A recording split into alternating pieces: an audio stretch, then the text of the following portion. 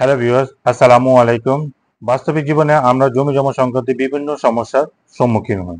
তার মধ্যে একটি সমস্যা রেকর্ড সংশোধনের সমস্যা, যেটি খুবই গুরুত্বপূর্ণ একটি সমস্যা হিসেবে দেখা যায়। তো রেকর্ড সংশোধনের সমস্যা বলতে মূল মালিক ব্যতীত অপর কোনো ব্যক্তির নামে যদি কোনো ভুলভাবে কোনো রেকর্ড হয়ে থাকে, তাহলে সেই রেকর্ডটি সংশোধনের ব্যবস্থা গ্রহণ করা। তা আমি একটি উদাহরণের মাধ্যমে আপনাদেরকে বিষয়টি স্পষ্ট করার বা ক্লিয়ার করার চেষ্টা করছি। মিস্টার রহিম নামে এক ব্যক্তির এক খণ্ড জমি ছিল এবং জমিটি তার দখলে ছিল, কিন্তু রেকর্ডটি মিস্টার করিম নামে অপর এক ব্যক্তির নামে রেকর্ডকৃত হয়। তা এখন মিস্টার রহিমের করণীয় কি? মিস্টার রহিম সেই রেকর্ডটি সংশোধনের ব্যবস্থা গ্রহণ করতে হবে বা রেকর্ড সংশোধনের পদক্ষেপ গ্রহণ করতে হবে। পূর্বে রেকর্ড সংশোধনের জন্য রাষ্ট্রীয় অধিগ্রহণ ও প্রজাস্বত্ব আইনের ১৪৩-এর ক ধারা অনুসরণ করে রেকর্ড সংশোধন করা হতো, যে ধারাটি ১৯৬৭ সনের ৪ নং অধ্যাদেশের মাধ্যমে সংযুক্ত করা হয়। উক্ত ধারার মাধ্যমে মূল মালিক সরাসরি দেওয়ানি আদালতে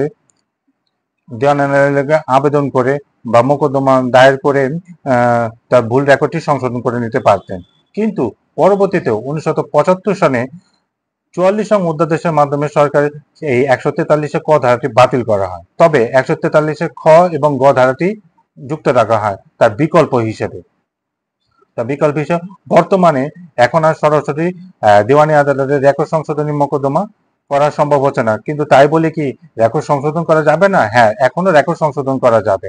তবে এখন রেকর্ড সংশোধন করার জন্য আপনাকে দেওয়ানি আদালতে একটি সত্য ঘোষণা মোকদ্দমা দায়ের করতে হবে। তো সত্য ঘোষণা মোকদ্দমা দায়েরের ক্ষেত্রে আপনাকে আরেকটি বিষয় উল্লেখ করে দিতে হবে, আপনি বাদী হিসেবে আপনার উপর যে ভুল খতিয়ানটি বা ভুল রেকর্ডটি হয়েছে, সেই রেকর্ডটি আপনার উপর বাধ্যকর নয় মর্মে একটি ঘোষণা চাইতে হবে। সেই সাথে সত্য ঘোষণা মোকদ্দমার ক্ষেত্রে 4টি শর্তাবলী অনুসরণ করা হয়। একটি হচ্ছে, আপনি সত্য ঘোষণা মোকদ্দমা দায়েরের ক্ষেত্রে বাদী হিসেবে প্রথমে আপনার আইনগত পরিচয় থাকতে হবে, 1। 2, আপনাকে হতে হবে সম্পত্তির আইনগত অধিকারপ্রাপ্ত হতে হবে বা সত্ত্বাধীন হতে হবে বা মালিকানাধীন হতে হবে। 3, বাদী হিসেবে আপনার মালিকানাধীন বা সত্ত্বাধীন সম্পত্তি বিবাদী কর্তৃক অস্বীকৃত হতে হবে, অথবা এই সত্ত্বাধীন বা মালিকানাধীন সম্পত্তিটি বিবাদী কর্তৃক ভবিষ্যতে ক্ষতিগ্রস্ত হওয়ার সম্ভাবনা থাকতে হবে। এটা হলো তৃতীয় শর্ত। চতুর্থ আরেকটি শর্ত হচ্ছে আনুষঙ্গিক প্রতিকার। যদি বাদী হিসেবে আনুষঙ্গিক প্রতিকার পাওয়ার আপনার সক্ষমতা থাকে বা সুযোগ থাকে তাহলে আপনাকে অবশ্যই সেই আনুষঙ্গিক প্রতিকারটি প্রার্থনা করতে হবে।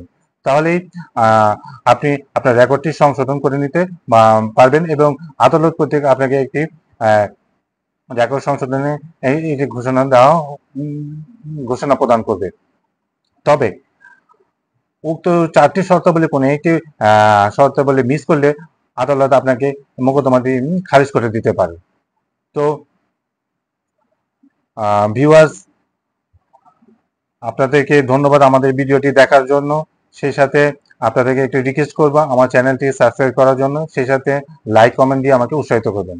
ধন্যবাদ।